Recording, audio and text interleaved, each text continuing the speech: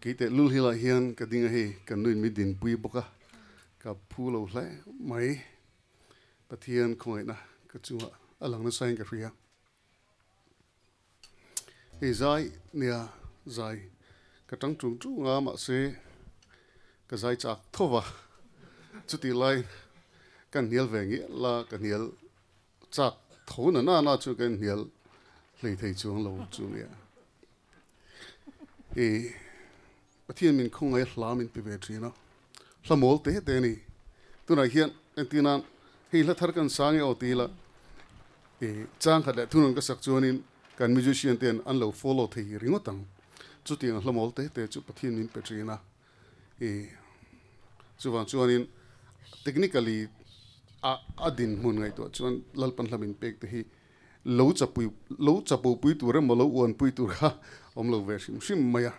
chu ba ga chuan pathian min khong ai chuan hlamin pek te chu midang te thin luan na tho nan mang thin hi e fredikan pathian na tho mak de mun le munan muwa ke hi mak ti ber tur kan ye chan chu ka mu nai berati ang de flek kan lalpan ke te lu hlamin pe a chu tu thin lunga mo tho hianin engeni katan ammaka a hlulu tu ka pathian khong ene ke mai na fi thin ne chuanin e heng hlamolte te hi molte te ni ma sela lalpan malasom te ka thian ka thin lung he ke ma hi hla kha lamin pek la kani phak ba le ka ngai tu na om lo thil tam takhi min ni tir mi ngai tu tir thina ke ma bok hin ka lo hlok pui thin ani chu pathian khoi na vekani ye wena po hian music track ne na han ti chiam khachu kangam chi lovani ka thiam na ke na ka zo lo to ni chi chuwan chung kan nu nen hian e ti tak tak deu si ti mai ang de wing ron ding ani ti chuanin e kala sak tur hi e min zai pui poka pu deu do na ani e a hla thiam kha chuan chu la lalpan pek dan chu toy te ngan soi lo nga sa ni som pariat Christmas le kum tharin kar khan kanu le pa thlan lungi kan tung ve e ngani nuai chuang fe a kan ti ve khan chu kan naw ten min pui ve boka ting chuanin chu ke ni ka ngai tua pathian min khong ai ji ka ngai tua ke maina ngene ki ma du na le ti hlotlin ni se ka ti khalal pan min ti hlotlin sakti ka ngai tua hian aro pui ka ti ema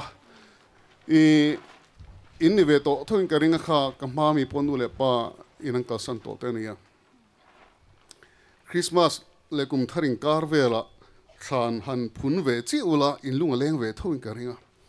man te kang ngai tua nu te pa te kang ngai tua chungri la hen kan ni deu tu na ni chu ma selal pan min khong ai je chu mo chu ti lai hlamin pek chu he lai ni la tani chu van lam ngai lang or ngor mo kanu pol hla mo kapa pol hla mi thi ngai hla mani in khong ai na le chumiak changa pathian an auna ang chi lam ani lovani ti chu e kan sanga in re mayang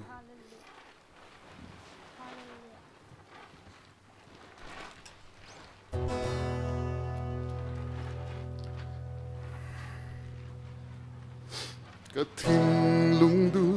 zong te min pe ki tru si lo a do theng zo min siam re Hallelujah. Hallelujah. chu ka ta hiani Amen. at si at besi Katani chhatna le mau sona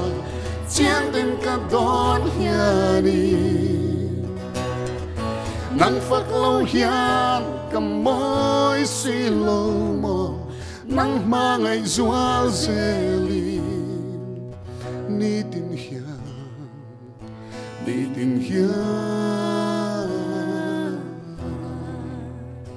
isang mai ro kanun na itlana boral na la kata Liama ka min kal san lo Thin lung na arung pon Mangai tu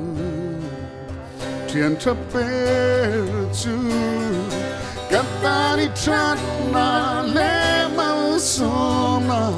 chiang tin cả đón hiani nắng phật lâu hian cầm môi xì lâu mò nắng mang ấy xoang zeli Nitin hian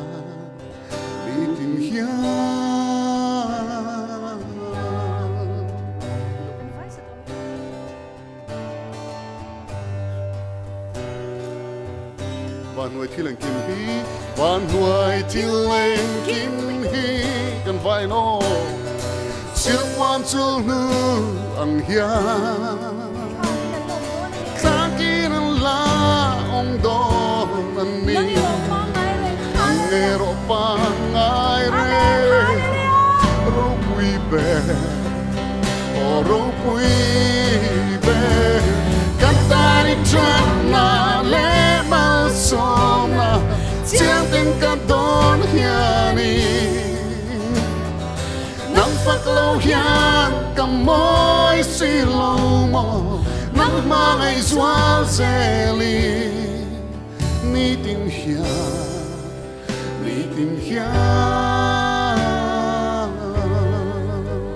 Cả thiên lung đủ dấu bê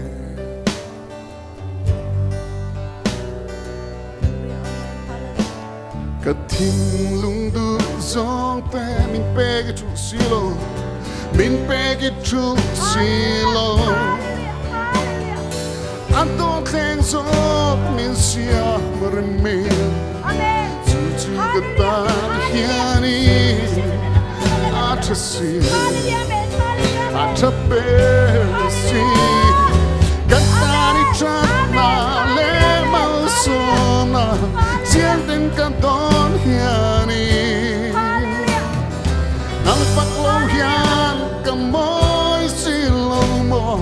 nắng mang ấy xóa dê li Nitin hian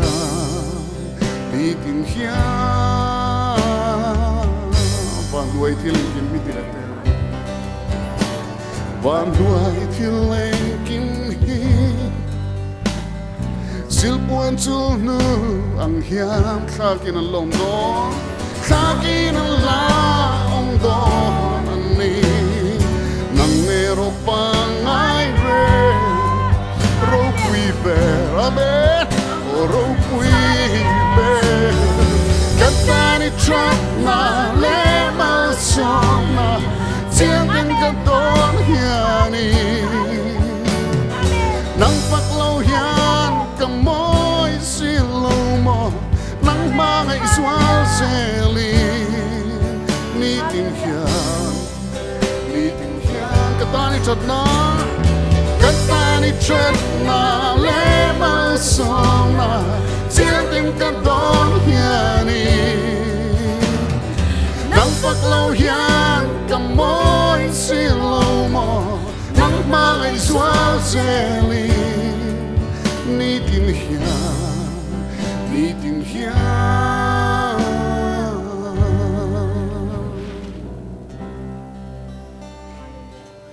Amen, hallelujah, lalpar pi berose